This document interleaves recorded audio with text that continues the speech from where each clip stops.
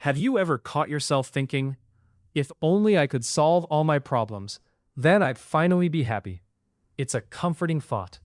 But according to the Buddha, it's also the greatest illusion we live under. There is a famous story inspired by the Buddha's teachings, a story that has helped millions of people see life in a completely different way.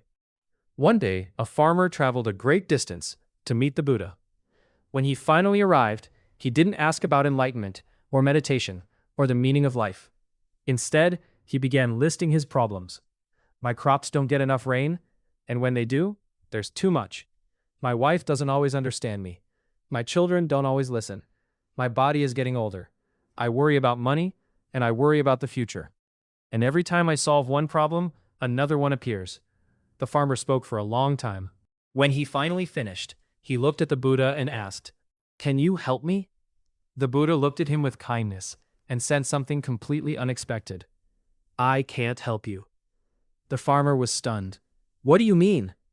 People say you are enlightened. Surely you can solve my problems." The Buddha replied, "Everyone has problems. Every person has around 83 problems. Some are small, some are big. But as long as we are alive, there will always be problems. If you solve one, another will eventually take its place. You cannot build a life without problems." The farmer became frustrated. "So your teachings are useless?" Again, the Buddha smiled. "Perhaps I can help you with your 84th problem." The farmer looked confused. "My 84th problem?" The Buddha answered, "Your 84th problem is that you don't want the other 83. For a moment, there was only silence. And then the farmer understood. The real source of his suffering wasn't the rain, or his family, or his money. It was his belief that life should be free from problems. Think about your own life.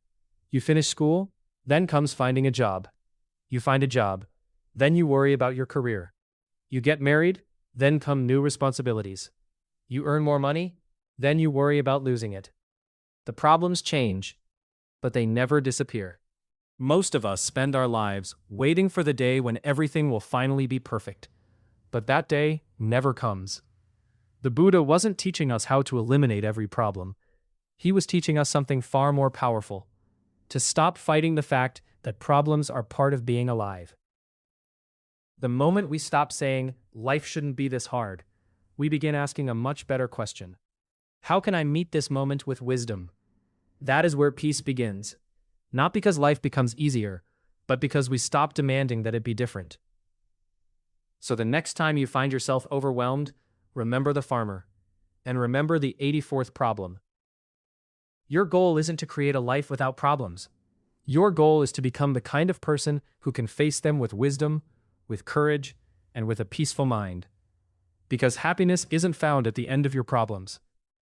It begins the moment you stop expecting life to be free of them.